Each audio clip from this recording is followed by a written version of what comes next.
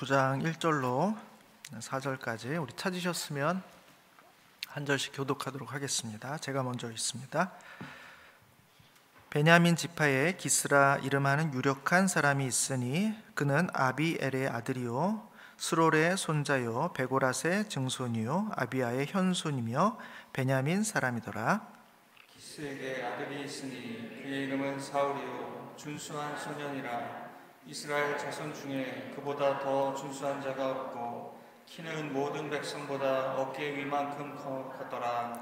사울의 아버지 기스가 암나기들을 잃고 그의 아들 사울에게 이르되 너는 일어나 한 사환을 데리고 가서 암나기들을 찾으라 하며 그가 에브라임 산지와 엘리사 땅으로 두루 다녀 보았으나 찾지 못하고 사할림 땅으로 두루 다녀 보았으나 그곳에는 없었고 베냐민 사람의 땅으로 두루 다녀 보았으나 찾지 못하니라. 아멘. 사무엘서를 계속 기회되는 대로 말씀을 나누고 있습니다. 사무엘서 초반부 이제 오늘 9장을 이제 나누고 있습니다만, 사무엘서 초반부는 이스라엘의 정치 체제가 어떻게 변화하고 있는가를 보여주고 있습니다. 이전까지는 사사가 통치하는 방식으로 국가가 운영이 되었었는데, 이제 사무엘상 초반부를 지나면서 왕이 다스리는 그런 시대로 전환되고 있는 것입니다. 시대가 바뀌고 있는 거죠. 사사 시대에서 왕정 시대로 그 전환하는 그 과정을 보여주고 있는 것이 사무엘상 초반부의 모습입니다. 사사 시대라는 것은 어떤 통치 방식인가? 이스라엘은 처음부터 이렇게 우리가 생각하는 그런 국가 조직을 갖고 있지 않았습니다. 이스라엘의 12개 지파들은 각각 자기의 영토가 있었고 서로 한 민족이라는 형제 지파라는 그런 연합으로 구성이 되어 있습니다. 그래서 평상시는 그냥 각 지파가 필요한 대로 살고 있다가 종교적인 절기가 있다든지 아니면 외부로부터의 어떤 침입이 있을 때 그 침입을 당하는 그 형제 지파가 위기를 당하면 모든 지파가 함께 동원해서 그 침략하는 사람을 물리치는 방식으로 이 사사시대는 운영이 되었습니다. 그 당시에 결정적으로 그 역할을 했던, 그 전쟁이 일어났을 때 그 전쟁을 구원해 주는 역할을 했던 사람들을 우리는 사사라고 이렇게 말하는데, 그 사사는 어떻게 임명됩니까? 하나님께서 그 위기의 순간에 사사를 임명하시고 그 사사를 중심으로 12개 지파가 연합해서 싸우는 방식으로 위기를 극복하는 그런 방식으로 이스라엘은 운영이 되어 왔던 것입니다. 실제로 사사기를 보면 12명의 사사가 있는데, 이 사사들이 등장할 때는 어김없이 이스라엘이 외부에 침입을 당해서 통치를 받고 있었고 그것으로 인해서 상당한 고통을 받고 있었다. 그래서 백성들이 하나님께 부르짖었다. 그래서 하나님께서 그들을 구원하기 위해서 사사를 보내시고 그 사사를 중심으로 해서 이스라엘이 다시 회복되었다 하는 이야기들도 반복적으로 기록되어 있습니다. 그렇게 해서 구원을 받았지만 그 사사가 죽고 나면 또 이스라엘이 흐지부지 이렇게 살다가 위기를 맞게 되고, 그래서 고통을 당하면 또 하나님께서 사사를 보내시는 방식, 이런 식으로 12명의 사사가 반복적으로 언급되고 있는 것이 바로 사사 시대라는 것입니다. 여러분, 이 12명의 사사는 서로에게 그런 특별한 공통점들이 별로 없습니다. 하나의 지파에서 계속해서 대를 이어서 자식에게 사사를 물려주는 게 아닙니다. 그때마다 하나님께서 필요에 따라서 적절한 사람을 사사로 세우셔서 쓰시는 거예요. 그러니까 사사가 총 12명인데 이 12명이 나온 지파는 8개 지파입니다.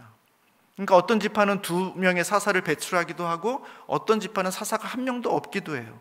거기에 무슨 규칙이 있는 게 아닙니다. 그냥 그때 하나님께서 필요에 따라서 사사를 세우는 방식으로 이스라엘은 사무엘상 이전까지 그런 방식으로 국가가 운영이 되어 왔던 것입니다.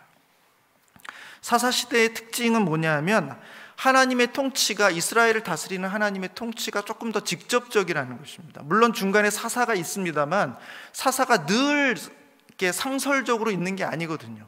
순간에 약간 무슨 비상대책위원장처럼 뭔가 조직이 형성되지 않을 때 위기의 문제를 해결하기 위해서 잠시 세웠다가 그 문제가 해결되면 또 사라지고 하는 방식으로 이루어졌기 때문에 이스라엘과 하나님과의 직접적인 연결, 그래서 하나님께서 직접적으로 관여하시고 또 판단하시고 사사를 세우시고 문제를 해결하시는 한 방식으로 이 사사가 운영되었다는 것입니다. 그러니까 사사 시대의 특징은 조금 더 하나님이 직접적으로 그의 백성들을 통치하는 방식이었다라는 것입니다. 반면에 이제 사무엘상 상반기 초 뒤에 나오게 되는 이제 왕정 시대는 조금 다르죠. 평상시에도 이스라엘 백성들을 통치하는 왕이 존재합니다. 물론 이 왕은 하나님이 세우시는 왕이지만 이 왕을 모든 순간, 위기의 순간에만 세우는 게 아니라 언제든지 평상시에 왕이 있어서 왕이 평상시에 이스라엘 백성들을 통치해요. 하나님이 계시지만 하나님을 대신해서 모든 백성들은 이 왕의 통치를 받고 왕의 지도를 받고 왕이 이끄는 대로 그저 이렇게 쭉 따라가게 되는 것입니다. 어떤 면에서는 매우 간접적이라고 볼 수 있는 것이죠. 중간에 인간 왕이 존재하는 거예요. 그리고 왕이 이 백성들 모든 전체 영역들을 통치하기 때문에 뭔가 이 중간에 이제 어떤 간접적인 통치 방식이라는 것입니다. 그것이 이 사사 시대와 왕정 시대의 차이를 보여주는 모습이죠. 여러분, 왕정 시대의 장점은 뭘까요? 이스라엘 전체를 대표하는 권력을 갖고 있기 때문에, 그리고 이 권력을 갖고 있는 왕이 항상 존재하기 때문에 이 왕을 중심으로 권력이 모여지게 되고 그 권력을 갖고 있는 사람이 국가를 통치하기 위해서 많은 관료들을 세우고 그 관료를 통해서 전체 국가의 모든 분야를 통치하게 됩니다. 특별히 제일 중요한 것이 군대를 유지하는 거예요. 군대를 유지해서 언제든지 전쟁이 일어나면 군대를 보내서 그 문제를 해결할 수 있도록 하는 것이죠. 그러니까 자국민을 보호할 수 있는 군대를 거느릴 수 있는 것, 그게 바로 왕을 세우는 중요한 이유 중에 하나입니다. 더 나아가서 군대가 강하면 그저 우리의 것을 보호하는 것에서 끝날 뿐만 아니라 주변의 약한 나라들을 정복함으로써 그들을 노예로 삼기로 하고 그들에게 필요한 물건들을 빼앗기도 하고 곡식을 빼앗기도 하고 재물을 빼앗기도 해서 나라의 영토를 넓히고 부를 확장하는 기회로 삼을 수도 있게 되는 것이죠. 그것이 모두 이 강력한 왕을 중심으로 통치되는 나라일 때 가능한 구조라는 것입니다. 아마 이스라엘 백성들이 왕을 요구했던 이유는 그걸 겁니다. 우선적으로는 외부의 침입으로부터 좀 우리를 보호해달라, 우리에게 안정된 삶을 해달라라고 요청하는 것이죠. 그래서 왕을 세웠고 그 왕을 통해서 안정된 삶을 그들은 기대했을 것입니다. 그러나 이 왕정 제도는 그렇게 긍정적인 것만 있지는 않습니다. 왕정 제도가 갖고 있는 위험성 두 가지가 있어요. 첫 번째는 왕정 제도를 유지하기 위해서는 백성들이 평소에 세금을 내야 됩니다. 왕이 있고 왕을 먹여 살려야 되지 않습니까? 그리고 왕이 혼자 통치하는 게 아니라 많은 관료들이 있지 않습니까? 이 관료들에게 월급을 줘야 돼요. 이 관료들이 먹고 마실 수 있는 것들을 제공해 줘야 됩니다. 그러니까 여기에는 많은 예산이 들어가는 것이고 그 모든 것들은 다 국민들이 내는, 백성들이 내는 세금에 의해서 유지될 수밖에 없는 것이죠. 세금을 내야 됩니다. 또 한 가지는 뭐냐 하면 전쟁이 일어나면 사람들을 동원해야 돼요. 성을 쌓아야 되고 방비하기 위해서 많은 무기들을 만들어야 되는데 그 일을 위해서는 많은 노동력이 필요합니다. 그럼 그 노동력이 어디서 옵니까? 결국은 백성들이 자기의 노동력을 들이게 되는 것입니다.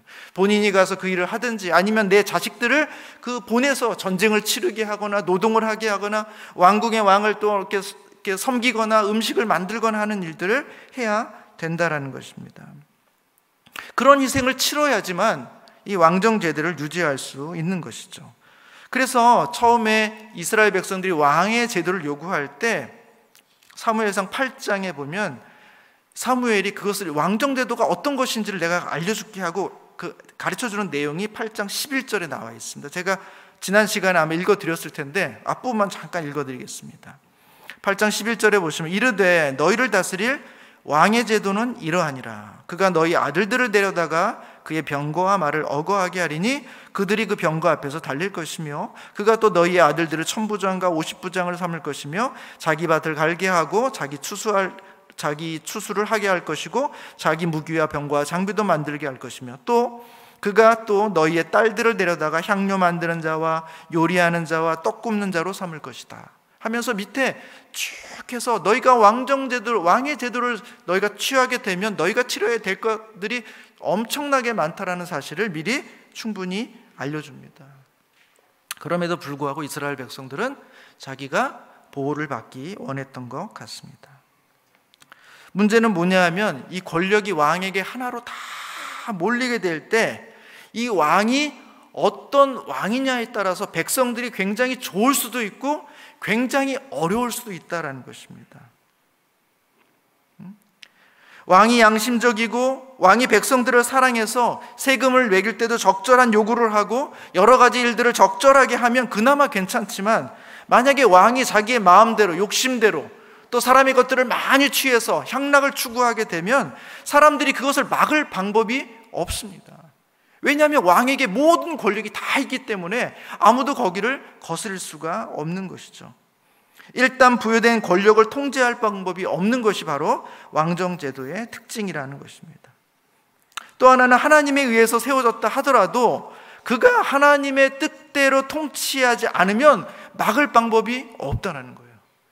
하나님이 왕을 세웠는데 이 왕이 하나님의 나라에 걸맞게 그와 같은 통치 이념으로 다스리면 좋은데, 그렇게 다스리지 않고 전혀 엉뚱한 방향으로 이 국가를 운영해 나가면 백성들이 그것을 막을 방법이 없다라는 것입니다. 한 나라의 왕의 잘못이 모든 백성 전체의 운명을 좌지우지하게 된다라는 것이죠. 실제로 열왕기에 보면 많은 왕들이 언급되고 있는데 그 왕들의 문제점들이 뭐냐 하면, 하나님이 그들의 잘못을 지적하게 하시는 선지자를 보낼 때 그 선지자의 말을 듣지 않는 거예요.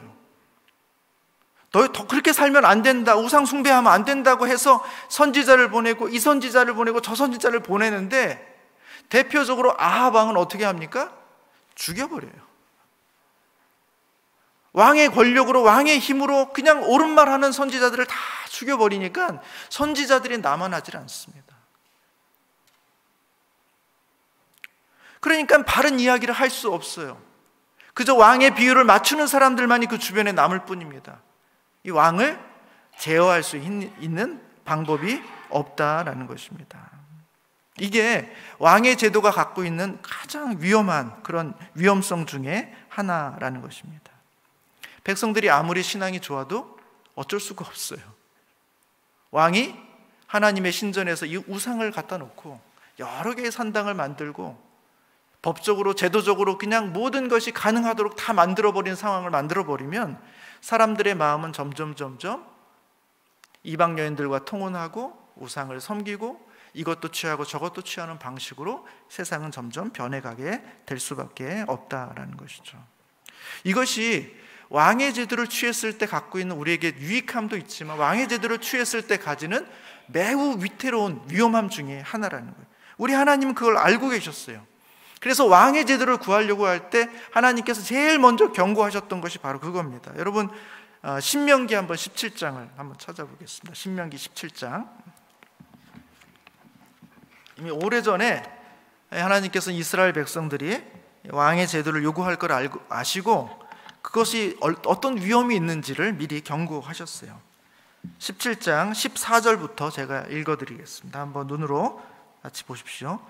내가 내 하나님 여호와께서 내게 주신 땅에 이르러 그 땅을 차지하고 거주할 때에 만일 우리도 우리 주위의 모든 민족들과 같이 우리 위에 왕을 세워야겠다는 생각이 나거든 반드시 내 하나님 여호와께서 택하신 자를 내 위에 왕으로 세울 것이며 내 위에 왕을 세우려면 내 형제 중에서 한 사람을 할 것이요 내 형제 아닌 타국인을 내 위에 세우지 말 것이라. 첫 번째 조건이 그겁니다. 왕을 세우려고 한다면 하나님이 세운 자를 세우고 내 형제 중에 세워야지 다른 나라 사람들, 타국인을 세울 수는 없다 이렇게 말합니다. 그 다음 16절에 보시면 그는 병마를 많이 두지 말 것이며 병마를 많이 얻으려고 그 백성을 애굽으로 돌아가게 하지 말 것이니 이는 여호와께서 너희에게 이르시기를 너희가 그 이후에는 그 길로 다시 돌아가지 말 것이라 하셨습니다. 그렇죠? 병마를 많이 두게 된다는 거예요. 군대를 많이 하여튼 하여튼 무기를 만들고 그 무기를 얻고 사는데 많은 돈을 들이게 된다는. 그럼 그 돈은 어디서 오는 겁니까? 백성들의 세금으로부터 나오는 것이죠. 그 많은 군사력을 갖고 주변을 전쟁하고 침략해서 많은 것을 얻어올지는 모르지만 그 과정 속에서 죽는 건 누굽니까? 백성들인 거예요. 그런 일들을 하지 말라는 것입니다. 너무 많이 병마를 두려고 하지 말라는 것입니다. 17절에 보시면 그에게 아내를 많이 두어 그의 마음이 미혹되게 하지 말 것이며 자기를 위하여 은금을 많이 쌓지 말고. 아내를 많이 두지 말아라. 금은 보화를 많이 쌓지 말라고 이렇게 말합니다. 18절에 보시면 그가, 같이 한번 읽겠습니다. 18절부터 20절까지 같이 읽겠습니다. 시작. 그가 왕위에 오르거든 이 율법서의 등사본을 레위 사람 제사장 앞에서 책에 기록하여 평생에 자기 옆에 두고 읽어 그의 하나님 여호와를 경외하기를 배우며 이 율법의 모든 말과 이 규례를 지켜 행할 것이라. 그리하면 그의 마음이 그의 형제 위에 교만하지 아니하고 이 명령에서 떠나 좌로나 우로나 치우치지 아니하리니 이스라엘 중에서 그와 그의 자손이 왕위에 있는 날이 장구하리라. 이렇게 되어 있습니다. 하나님의 말씀을 곁에 두라는 것입니다. 그리고 늘 그것을 읽고 살펴서 그 말씀이 하고 있는 대로 통치하라는 것입니다. 그렇게 하면 너는 형제들 중에서 교만하지 않고 겸손해져서 하나님의 말씀을 따르면서 교만하지 않으면 그 왕위가 계속해서 영원히 이루어지게 될 것이다 하는 조건을 두고 있는 것입니다. 왜 그랬을까요? 권력을 잡게 되면, 왕이 되면 그렇게 하기가 너무 어려운 거예요. 그 권력의 맛을 들이면, 그 권력의 힘을 가지고 있으면 사람이 온전히 하나님의 법대로 통제를 받으며 자기를 절제하면서 통치하기가 어려운 것입니다. 자기 마음대로, 자기 뜻대로 무엇이든지 말만 하면 그대로 되기 때문에 그 많은 권력들을 자기가 가지면서도 하나님께서 이와 같은 방식으로 너희가 왕을 제대로 사용하지 않는다면 너에겐 굉장한 위험이 있을 것이다 경고하고 있는 것이죠. 왕정제도는 모든 권력이 왕 한 사람에게 모이기 때문에 왕이 어떤 사람이냐에 따라서 그 나라의 운명이 바뀝니다. 그냥 그 백성들은 어쩔 수가 없어요. 그냥 선장이 배를 몰고 가면 그걸로 가는 겁니다. 그것이 사는 길일 수도 있고 죽는 길도 있어요. 내가 아무리 몸부림쳐도 어쩔 수가 없어요. 그냥 왕이 리더가 돼서 그 나라를 이끌어 가는 대로 갈 수밖에 없는 거예요. 그것이 이 왕의 제도가 갖고 있는 그런 특징 중에 하나인 것이죠. 오늘 본문은 이제 이스라엘이 사사시대에서 왕정제도로 이제 시대를 완전히 정치 체계를 바꾸는 그 과정에서 가장 중요한 게 누구겠습니까? 왕입니다. 누구를 왕으로 세우느냐, 어떤 사람이 왕이 되느냐가 이 나라의 운명이 갈라지게 되어 있는 것입니다. 그러면서 등장하는 첫 번째 인물, 그게 바로 사울 왕입니다. 한번 오늘 본문 다시 한번 보겠습니다. 사울이 어떤 사람이냐, 이 사람의 조건을 좀 보겠습니다.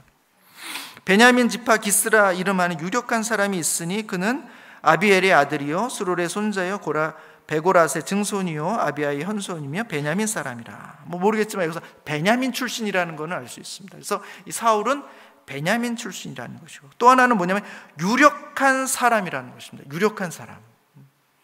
그러니까 이 사울은 베냐민 출신이면서 동시에 그 출신 안에서 굉장히 유력한, 권세가 있고 가문이 괜찮은 집의 아들인 것입니다.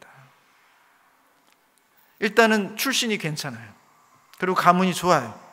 자, 두 번째 2절에 보시면 기스에게 아들이 있으니 그의 이름은 사울이요 준수한 소년이라. 잘생겼습니다. 잘생겼어요. 괜찮아요.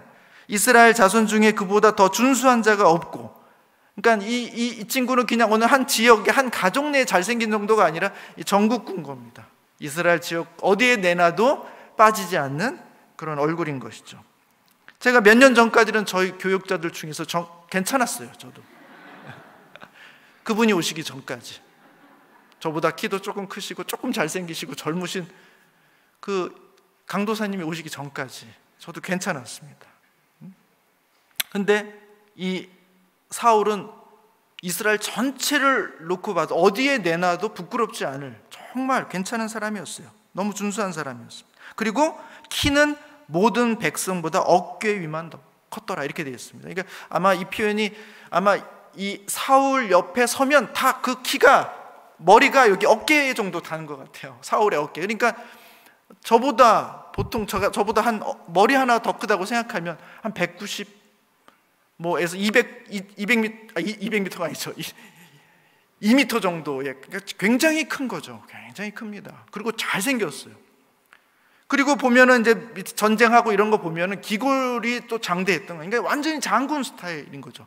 게다가 인물도 좋고 출신도 좋고 뭐 어디에 내놔도 저 사람은 진짜 왕인 거예요. 그냥 왕으로 태어난 것 같은 사람인 겁니다. 그런 사람들 종종 있지 않습니까? 그러니까 사울은 그런 사람이었어요. 외적으로 보면 너무너무 흠모할 만한 정말 왕의 감이다 라고 말할 수 있을 정도입니다. 그리고 이제 3절부터 나오면 그 사울이 그럼 인성은 괜찮냐? 사울의 인성은 어떨까요? 3절에 보시면 사울의 아버지가 기스가 암나기들을 잃고 그의 아들을 사울에게 이르되 너는 일어나 한 사환을 데리고 가서 암나기들을 찾으라는 거예요. 심부름을 시키는 거죠. 암나기가 없어졌는데 이 암나기들을 찾아오라고 시킨 거죠. 그러니까 한 사환을 데리고 이 사울이 떠나는데 4절에 보시면 그가 에브라임 산지와 살리사 땅으로 두루 다녀 보았으나 찾지 못했어요. 사알림 땅으로 두루 다녀 보았으나 그곳에도 없었어요. 베냐민 사람의 땅으로 두루 다녀 보았으나 거기서도 찾지 못했어요. 무슨 얘기입니까? 그 아버지의 이야기를 듣고 사원 한 명을 데리고 전국을 곳곳을 다 뒤지는 거예요. 그 암나기들을 찾기 위해서. 그냥 한번 찾는 신용을 하는 게 아닙니다. 한번 갔다가 없으니까 아버지 없네요. 그리고 돌아온 게 아니에요. 여기가 없으면 저기로 가서 또 찾고 여기가 없으면 또 저기로 가서 찾고 부지런히 그 아버지가 원하는 그 암나기를 찾기 위해서 애쓰고 있는 굉장히 성실하고 순종적인 그런 사울의 모습을 보게 된다는 것이죠. 여러분 5절에 보면 이제 그렇게 계속해서 찾다가 계속 못 찾아요.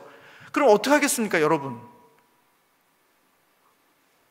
그때 이 사울은 판단해. 이렇게 며칠이고 계속 찾다가 그 당시에 뭐 아버지랑 연락할 길이 없지 않습니까? 너무 오랫동안 집에 돌아가지 않으면 누굴 걱정합니까? 부모가 암나기를 찾으러 보냈다가 혹시 아들을 잃어버린 게 아닌가 하는 염려를 할 수밖에 없는 것이죠. 그러니까 사울이 부지런히 찾아봤는데 찾지 못하니까 더 이상 더 찾지 않고 이러다가 우리 부모님께서 날 걱정하시겠다. 이제 우리 그만 뭐 찾을지는 못했지만 우리 고장 다시 집으로 돌아가자 하고 이제 사환을 데리고 집으로 다시 돌아가려. 그러니까 판단력이 있는 것이죠. 사리를 분별할 수 있는 그런 사람입니다. 그런데 그 사환이 이렇게 이야기합니다. 여기 와보니까 이 근처에 아주 용하다는 선지사가 한 명 있는데 우리가 그 선지자를 한번 좀 찾아가면 좋겠습니다. 그 선지자를 마지막으로 한번 가서 뵙고 이 암나기들을 찾을 수 있는지 한번 물어본 다음에 그리고 만약에 못 찾으면 돌아갑시다 하고 이제 사환이 제안을 합니다. 그때 이 사울이 뭐라 그러냐면 가는 건 좋은데 지금 우리가 며칠 동안 계속 돌아다니라고 우리가 갖고 있는 모든 돈을 다 써서 선지자를 만나러 가면 뭔가 그래도 뭘 가지고 갈 선물이라도 있어야 되는데 아무것도 없는데 빈손으로 우리가 어떻게 찾아갈 수 있냐. 사울은 보니까 예의도 발라요. 사환이 그 이야기를 듣고 주머니를 막 두져가지고는 숨겨놨던 거 자기 얼마 안 되는 거 있는데 요거라도 가지고 갑시다 해가지고는 결국은 이 사환과 함께 사무엘을 찾아갑니다. 그렇게 사무엘을 처음으로 만나게 되는 거예요.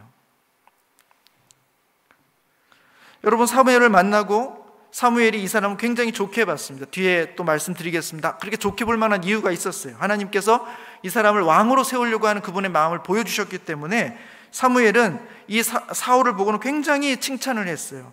그때 이 사울이 뭐라고 얘기했냐면 9장 21절에 보시면 이렇게 되어 있습니다.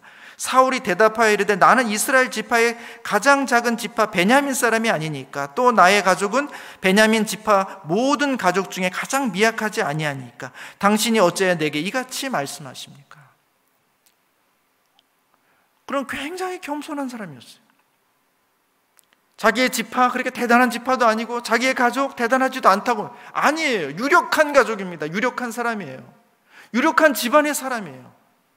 그럼에도 불구하고 사울은 자기 자신을 매우 낮추고 겸손한 모습들을 보게 됩니다.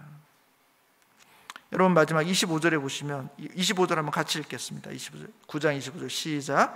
그들이 산당에서 내려 성읍에 들어가서는 사무엘이 사울과 함께 지붕에서 담화하고 그리고 지붕에서 이야기하다 잡니다. 그 지붕에서.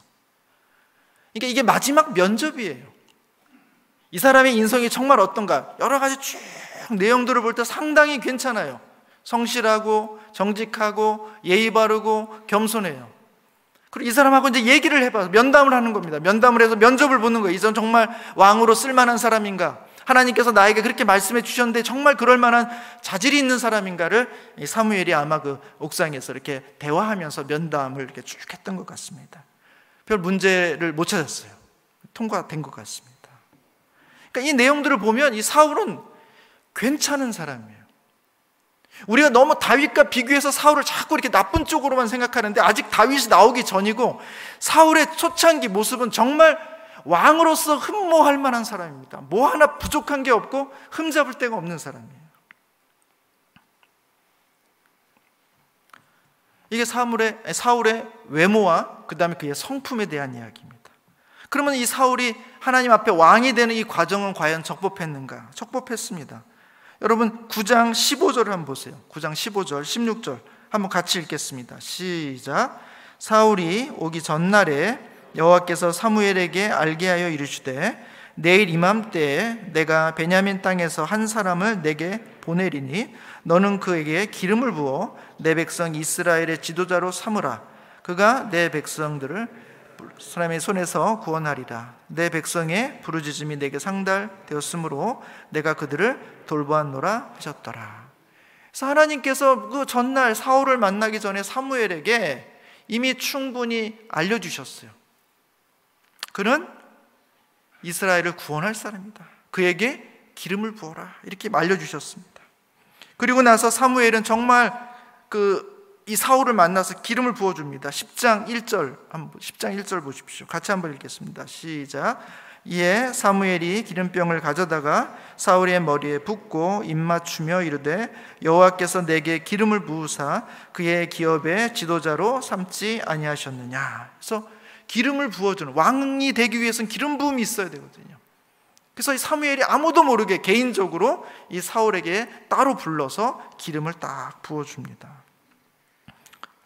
자, 그리고 나서 또 한 가지, 네가 이래도 하나님의 부르심에 대해서 정말 확신을 잘 못 갖겠다면 이제 너가 앞으로 집으로 돌아가게 될 텐데 집으로 돌아가는 과정까지 몇 가지 경우가 있는데 그걸 내가 다 미리 알려주겠다는 거예요. 너 돌아가는 길에 두 사람을 만나게 될 것이다. 그 두 사람이 너에게 알려줄 거예요. 암나귀들 때문에 걱정하지 마라. 아버지는 암나귀를 찾았으니 오히려 너희들을 걱정하고 있으니 빨리 집으로 가라. 그 두 사람이 너를 만나서 그 얘기를 해줄 것이다. 그리고 또 지나가다 보면 세 사람을 만날 것이다. 그 세 사람은 한 사람은 염소 새끼 3마리를 갖고 있을 것이고 한 사람은 떡덩어리 3개를 갖고 있을 것이고 한 사람은 포도주 한 가죽 부대를 갖고 있을 것이다. 근데 정말 그 사람들을 그렇게 만나는 거예요. 그리고 블레셋 지경에 갔을 때 너는 예언자들을 만나게 될 것이고 그 예언자들을 만나면서 너도 예언을 하게 될 것이고 하나님의 영이 임하게 될 것이고 너는 새로운 사람이 될 것이다. 그렇게 사무엘이 다 알려줍니다. 근데 실제로 그와 같은 일들이 하나씩 다 일어나요. 그리고 사무엘이 정말 많은 사람들 앞에서 예언하는 일들이 있어서 사람들 한간에는 야 사울도 선지자냐 하는 소문이 돌 정도로 사무엘이 알려줬던 그 모든 증거들이 다 나타납니다. 뭘 얘기하는 겁니까? 그것은 단순히 인간적인 어떤 방식으로 인간이 택한 방식이 아니라 하나님이 예정하시고 하나님을 통해서 사무엘을 통해서 하나님께서 세우신 사람이 분명하다는 것을 보여주는 사건인 것이죠. 확증입니다. 바로 이 사람이라는 거예요. 여러분, 이 사울의 왕됨은 여기서 또 끝나지 않습니다. 이것만으로 충분하지 않았던 것 같아요. 그래서 10장 17절에 보면 사무엘이 이스라엘 백성들을 미스바로 다 불러 모읍니다. 그리고 제비 뽑기를 합니다. 자, 이제 왕이 될 사람은 제비를 뽑을 것이다 하고 제비 뽑기를 하는데 그 많은 지파들 중에서 베냐민 지파가 제비를 딱 뽑습니다. 그리고 베냐민 지파 중에서 제비를 뽑는데 그 사울이 속해 있는 그 가문이 제비를 뽑게 돼요. 그리고 또 마지막으로 그 가문에 있는 사람들, 남자들 제비를 뽑았는데 사울이 딱 제비를 뽑게 됩니다. 그러니까 모든 사람들 앞에서 공개적으로 이 사울이라는 사람이 바로 이스라엘의 왕이다, 하나님께서 세우신 왕이다라는 것을 공적으로 증명해 주는 사건, 그것이 바로 10장 17절부터 24절의 내용까지 있는 것입니다. 여러분, 이 정도 됐으면 이제 모두가 왕으로 인정하고 왕으로 추대해서 새로운 국가를 시작하면 되는데 여기서 끝나지 않습니다. 11장에 가보면 길르앗 야베스 땅에 이상한 일이 벌어져요. 그 주변에 암몬 사람들이 와가지고 이 야베스 사람들을 협박합니다. 내가 너희들을 침략할 거야, 너희들 공격할 거야. 그랬더니 이 야베스 사람들이 늘 뭐 그런 일은 자주 있었으니까 우리가 당신하고 이렇게 언약을 하겠다. 우리가 당신 섬길 테니까 뭐 원하는 대로 다 우리가 죽이지만 마라. 우리가 상대에서 자기 이길 수는 없고 우리가 너희들을 섬길 테니까 우리가 서로 언약을 맺고 우리가 너희가 원하는 것도 우리가 주겠다. 이렇게 이제 얘기를 합니다. 그러나 암몬 사람들이 그렇게 요구하지 않았어요. 그것으로 만족하지 않았어요. 내가 너희의 오른 눈을 다 빼야지만 너희들과 언약하겠다는 거. 말도 안 되는 얘기죠. 모든 사람들의 눈을 한쪽 눈을 다 빼겠다는 그것은 이들을 능멸하는 것입니다. 너희들하고 언약할 생각이 없다라는 것입니다. 이들이 이렇게 자신 있게 이야기할 수 있는 이유는 이 암몬 사람들이 이 야베스 사람들하고 싸웠을 때 분명히 이길 거라는 확신이 있었기 때문에 그렇습니다. 그리고 이스라엘 전체가 이 암몬 사람을 이길 수 없다고 판단을 했던 것입니다. 그래서 이 길르앗 야베스 사람들은 이야기합니다. 우리에게 좀 시간을 달라. 우리 형제들이 있는데 그 형제들한테 물어봐서 우리가 너를 대항할 수 있으면 싸우지만 대항할 수 없다면 너희들의 요구를 들어주겠다 하고는 찾아갑니다. 그 찾아간 사람이 누굽니까? 사울이죠. 사울에게 이 자초지종을 다 이야기합니다. 사울이 분노하기 시작합니다. 감히 우리 형제들 이럴 수 있는가 해가지고는 이 사울이 거기에 있는 많은 지파들에게 사람들을 보내라고 군사들을 다 보내도록 불러 모읍니다. 그리고 나서 거기서 전쟁을 치르게 되는데 이 전쟁도 무슨 대규모 싸움에서 많은 피비린내가 나는 게 아닙니다. 야밤에 급습해서 세대로 나눠가지고 급습해서 그 암몬 자손이 있는 지역으로 훅 들어간 다음에 거기서 그냥 이 세 팀이 그 기습적으로 그 암몬 자손들을 딱 제압해 버려요. 그래가지고 전쟁을 딱 이기게 되는 거예요. 그리고 나서야 비로소 이스라엘 백성들이 진짜 사울은 우리의 왕이다 라고 이제 인정을 하게 되는 것입니다. 그러니까 여러분 이 사울이 왕으로 인정받게 되는 그 과정이 처음에는 사무엘을 통해서 개인적으로 기름 부음을 받아서 한번 인정되고 또 한 번은 제비뽑기를 통해서 이스라엘 사람들이 공개적으로 한번 인정되고 그러나 공개적으로 인정됐다고 치더라도 실력이 있느냐 없느냐 검증을 해야 되는데 그 검증을 어떻게 합니까? 위기의 순간에 그 위기를 아주 신속하게 판단하고 병력들을 모으고 리더십을 발휘하고 적을 제압하는 것으로 그 리더십을 확 증명해 보인 것이죠. 그리고는 어떻게 됩니까? 사람들이 바로 이 사울이 우리의 왕이다 라고 이렇게 인정하게 된 것이다 라는 것입니다. 이것이 지금 9장, 10장, 11장까지 제가 오늘 말씀을 안 드려서 9장 1절부터 4절까지만 읽었지만 사실은 제가 11장까지 설교를 다 할 작정이었습니다. 여러분 다 여기까지 따라오셨어요. 시간도 아직 10분이나 남아 있고요. 많이 했습니다 제가. 사울이라는 인물은 어디 한 구석 왕으로서 부족함이 전혀 보이지 않는 사람이에요. 그의 출신, 그의 외모, 그의 인성, 그가 가지고 있는 안정감, 위기 상황에서의 신속한 판단력, 그 다음 백성들을 불러 모으는 리더십, 전쟁을 치르는 전술의 능력, 그리고 승리 이후의 그런 겸손함. 전 여기에 정말 그 사울의 매력이 있다고 봅니다. 여러분 아까 안 읽었는데 한번 읽겠습니다. 10장 25절 한번 보세요. 제비 뽑기 끝나고 나서 사울이 왕으로 제비가 딱 뽑힌 다음에 모든 사람들이 사울을 인정했던 게 아닙니다. 25절에 보시면 이렇게 되어 있습니다. 10장 25절 사무엘이 나라의 제도를 백성에게 말하고 책에 기록하여 여호와 앞에 두고 모든 백성을 각기 집으로 보내매 사울도 기브와 자기 집으로 갈 때에 마음에 하나님께 감동된 유력한 자들과 함께 갔다. 27절 같이 한번 읽겠습니다. 시작. 어떤 불량배는 이르되 이 사람이 어떻게 우리를 구원하겠느냐 하고 멸시하며 예물을 바치지 아니하였으나 그는 잠잠하였더라. 그러니까 지금 모든 백성들이 자기를 원했지만 이 일부의 불량배들은 그거를 인정하지 않는 사람들이 있었다는 걸 알고 있었어요. 근데 거기에 대해서 어떻게도 행동하지 않았습니다. 자, 이제 전쟁을 통해서 완전히 왕으로서 모든 사람에게 인정을 받았어요. 그러고 나서 이 사울이 어떻게 합니까? 12절, 그러니까 11장 12절 13절 한번 보세요. 같이 한번 읽겠습니다. 12절 13절 시작. 백성이 사무엘에게 이르되 사울이 어찌 우리를 다스리겠느냐 한 자가 누구니까 그들을 끌어내소서 우리가 죽이겠나이다. 이제 할만하죠. 이제 앞에 전쟁까지 다 이겼고 모든 사람들의 마음이 사울에게 다 모였고 권력도 집중됐고 이제 아까 이전에 인정하지 않았던 사람이 눈에 보이니까 끌어내서 죽이자는 것이죠. 그런데 13절 한번 같이 읽겠습니다. 시작. 사울이 이르되 이날에는 사람을 죽이지 못하리니 여호와께서 오늘 이스라엘 중에 구원을 베푸셨습니다. 너무 대단하지 않습니까? 사울이라는 사람은 정말 멋진 사람이에요. 여기까지 보면 어디 하나 흠잡을 데가 없습니다. 그리고 승리를 하고 나서도 그 승리에 대한 힘으로 복수를 하거나 자기를 무시했던 사람들을 없애버릴 수도 있는데 안 그래요. 오늘은 구원의 날이다. 기쁨의 날이다.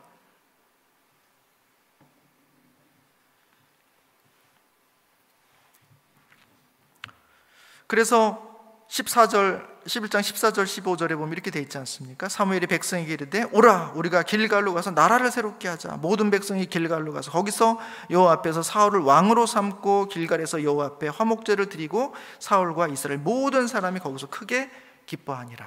그죠? 모두가 만족할 만한 정말 이제 왕의 제도, 왕이 다스리는 나라 시스템을 완전히 바꾸고 나서 왕이 가장 중요한데 어떤 왕을 세우느냐가 너무 중요한데 이 왕을 가장 좋은 사람, 완벽한 사람으로 왕을 딱 세운 겁니다. 이스라엘 사람들 어떤 기대를 갖고 있겠어요? 자, 이제 우리에게 남은 거는 우리가 기대했던 대로 우리가 평안할 것이고 안정할 것이고 또 더 나아가서 외부의 많은 그 적들을 침공할 것이고 우리는 확대될 것이고 하는 미래에 대한 그림으로 이렇게 희망으로 이렇게 딱 마무리되고 있는 게 그게 바로 11장인 것이죠.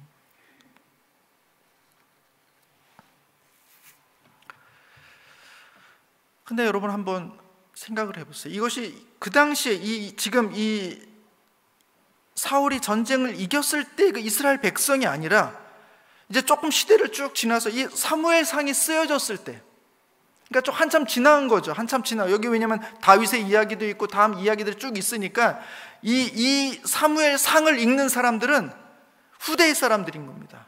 과거의 역사를 보는 거예요. 우리 이전 세대의 왕 사울 왕은 어떤 사람이었는가를 보게 되는 거예요. 여러분 후대의 사람, 사울을 지나서 다윗도 알고 그 이후의 사람들도 이미 경험적으로 알고 있는 사람이 다시 이 본문을 봤을 때 어떤 느낌이었겠어요? 이런 질문을 하게 될 거죠. 아니 이런 강력한 시스템에 최고의 리더인 사울이 세워졌는데 이스라엘은 왜 사울의 왕국이 아니라 다윗의 왕국이 되었단 말인가 하는 거죠. 이상하지 않아요? 인간적으로 보면 다윗보다 훨씬 월등한 사람이 사울인데, 그리고 이 완벽한 사람 사울이 왕으로 세워졌는데 왜 후대에 와보니까 사울이란 이름은 없어지고 다윗이란 이름만 남았냐는 것이죠.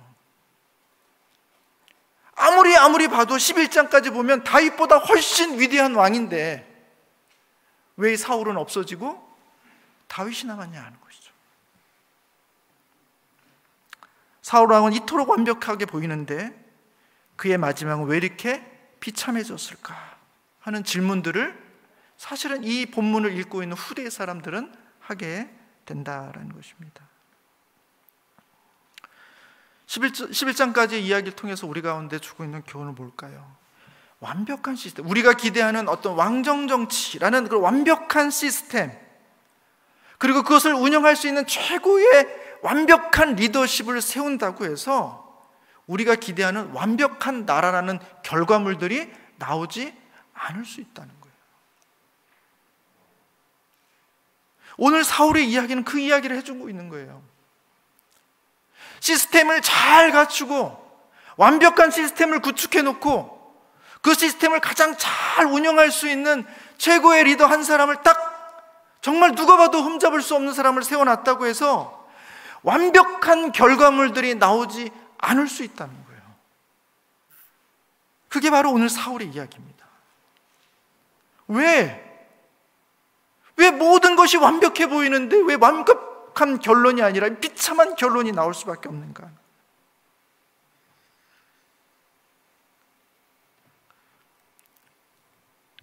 저는 그 비밀이 사무엘상 12장에 있다고 봅니다. 그러니까 사실 저는 오늘 진도를 사무엘상 12장까지 가려고 하는 거예요. 여러분 12장 13절 한번 보세요. 13절 한번 같이 읽겠습니다. 13절 시작. 이제 너희가 구한 왕, 너희가 택한 왕을 보라. 여호와께서 너희 위에 왕을 세우셨느니라. 오늘 설교의 제목을 여기서 따왔습니다. 그러니까 저는 처음부터 12장까지 갈 의도가 있었어요. 여러분 9장, 10장, 11장, 12장 한 번의 설교로 여기까지 왔습니다.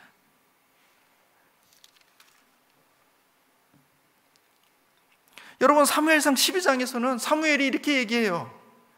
왕이 세워졌음에도 불구하고 이제 자기는 늙었고 왕이 세워졌으니 이제 나는 은퇴하려고 했다고 말하면서도 계속해서 미련에 남았어요. 너희들이 왕정 정치를 취한 것은 정말 하나님 앞에 잘못한 것이다. 그건 정말 아쉬운 것이다. 그렇게 해서는 안 되는데 너희는 하나님 앞에 범죄한 것이다. 계속해서 이 사무엘은 이스라엘 백성들이 자신들을 다스릴 왕을 세워달라고 하는 그 요구가 이렇게 못마땅했어요. 그래서 그 이야기를 계속 하고 있습니다. 이미 하나님이 너희의 왕인데 왜 인간 왕을 구했니? 라고 이야기를 하고 있어요. 그러면서 마지막에 쭉 그러면서 결론 내리는 게 이렇습니다. 20절을 한번 보세요. 20절 같이 읽겠습니다. 시작. 사무엘이 백성에게 이르되 두려워하지 말라. 너희가 과연 이 모든 악을 행하였으나 여호와를 따르는 데에서 돌아서지 말고 오직 너희의 마음을 다하여 여호와를 섬기라. 이렇게 됐어요. 너희가 잘한 거 아니고 잘못했어. 그거 악이라고 표현하고 있습니다. 그런데 어떻게 여기까지 왔으니까 다시 돌아가, 왕정제도 없애, 그렇게 말하지 않습니다.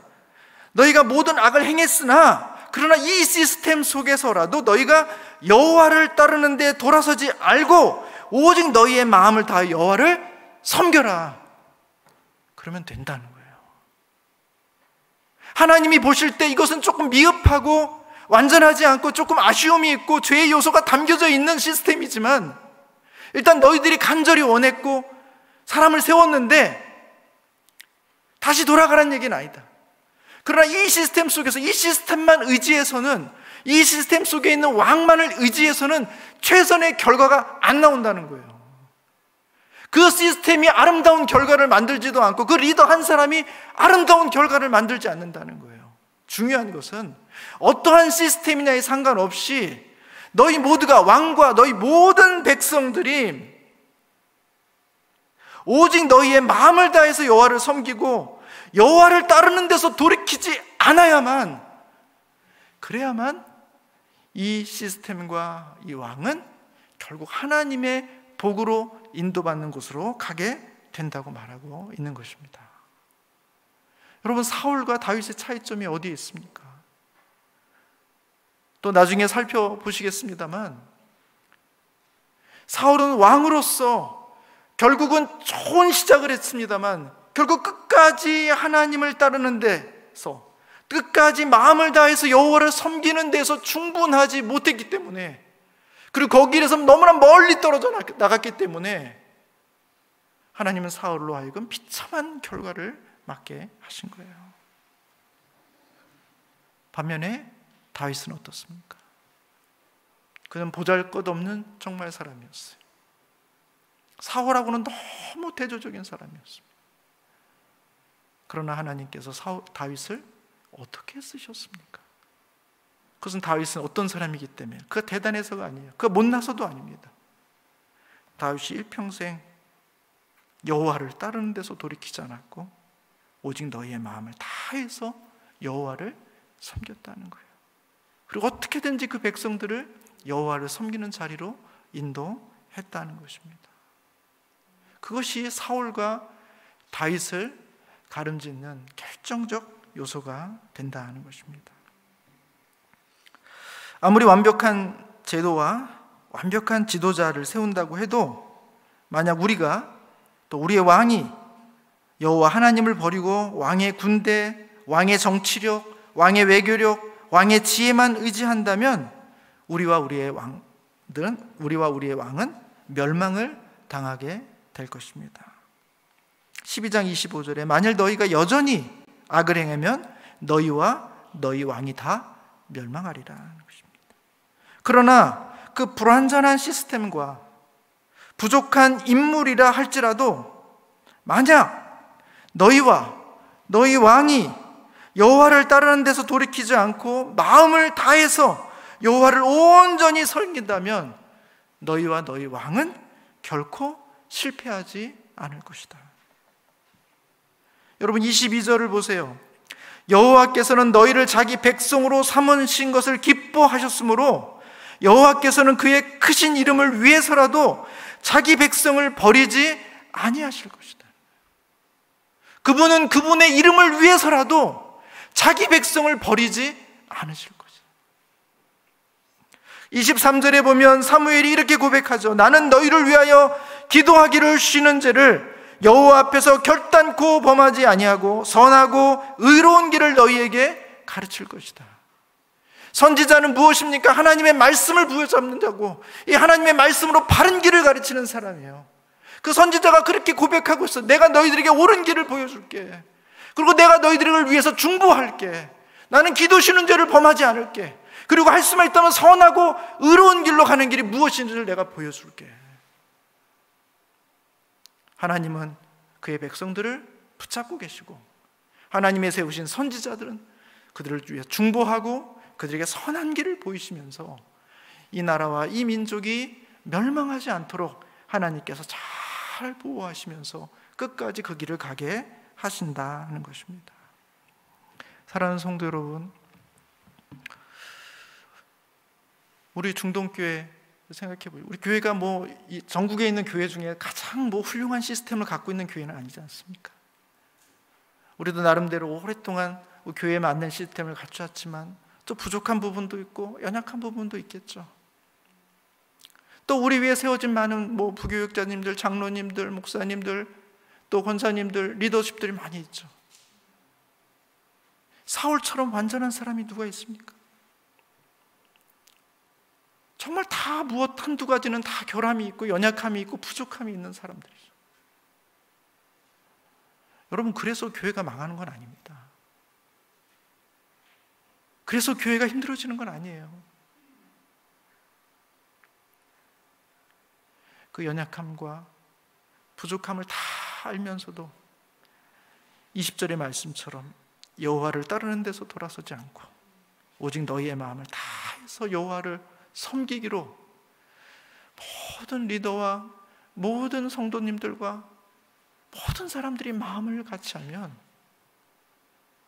안 될 것 같은 그 기적 같은 일들이 우리 교회 가운데 또 이 나라와 이 민족 가운데 일어나게 된다는 것입니다.